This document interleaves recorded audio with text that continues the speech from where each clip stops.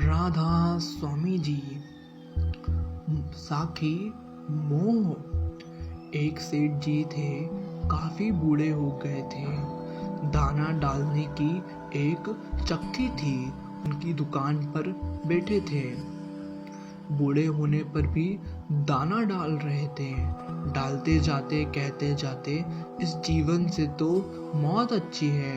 इसी समय एक साधु दुकान के पास से होकर निकल रहा था। उन्होंने सेठ जी के ये शब्द सुने और सोचा, कितना दुखी है ये व्यक्ति, इसकी मुझे सहायता करनी चाहिए।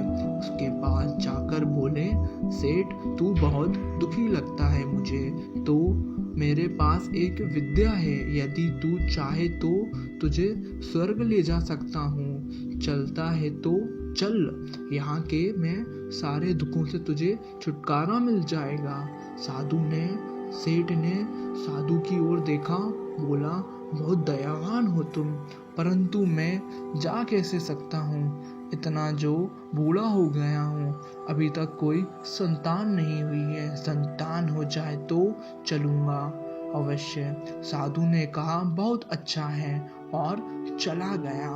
अब कुछ वर्ष बीत जाते हैं। कुछ वर्ष बीतने के बाद सेठ के 2 बच्चे पैदा हो जाते हैं। साधु ने वापस आकर कहा, चलो सेठ, अब तो तुम्हारी संतान हो गई है। सेठ ने कहा, हाँ हो तो गई है, परंतु अभी तक वह किसी योग्य नहीं है।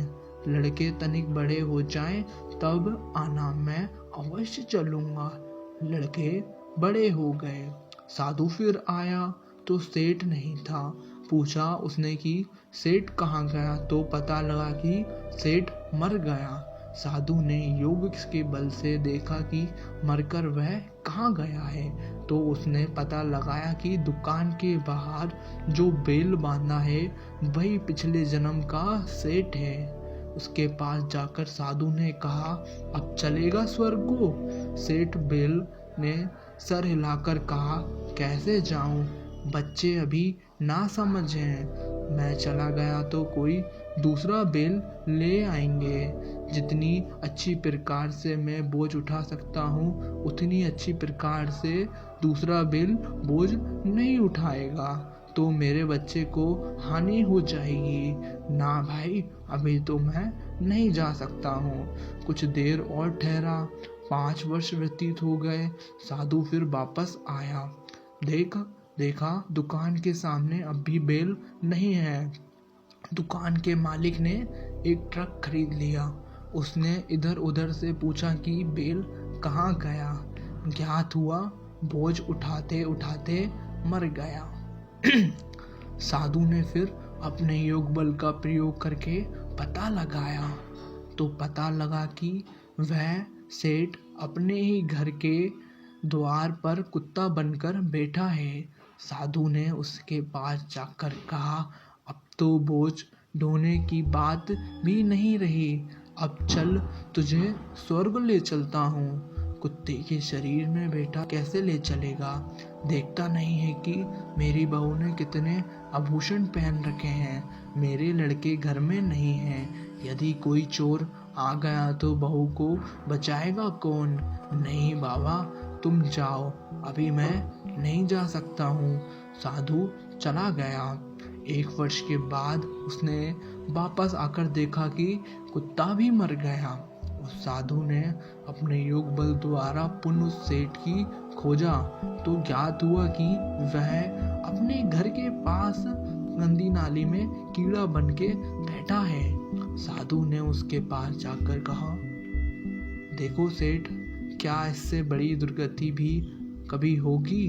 कहाँ से कहाँ पहुँच गए हो तुम? अब भी मेरी बात मान जाओ, आओ तुम्हें स्वर्ग ले चलूं। कीड़े के शरीर में बैठा सेठ ने चिल्लाकर कहा, चला जाए यहाँ से, क्या मैं ही रह गया हूँ स्वर्ग जाने के लिए? उनको ले जा, मुझको यहीं पड़े रहने दे। यहाँ पोता पोतियों को आते जाते देखकर प्रसन्न होता हूँ। स्वर्ग में क्या मैं तेरे मुख देखा करूँगा? यह मोह के चक्र में फंसे रहने का परिणाम है। इसलिए हमें किसी भी चीज़ से इतना मोह नहीं करना चाहिए। हमें इस दुनिया के मोह में नहीं रहना चाहिए, क्योंकि हम जिस चीज़ से मोह करते हैं वही चीज़ हमें इस दुनिया में वापस खींच लाती है। इसीलिए हमें सिर्फ उस मालिक को याद करना चाहिए, हमें सिर्फ उस ऊपर वाले को ही याद करना चाहिए, ऊपर वाले का ही ध्यान करना चाहिए।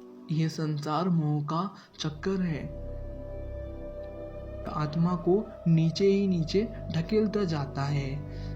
इस प्रकार के कर्म मत करो, कर्म करो अवश्य, परंतु मोह और ममता से परे हट के करो। राधा स्वामी जी। आशा करता हूँ ये साखी आप सबको अच्छी लगी हो तो वीडियो को लाइक कर दीजिए एंड चैनल को सब्सक्राइब कर दीजिए। राधा स्वामी जी।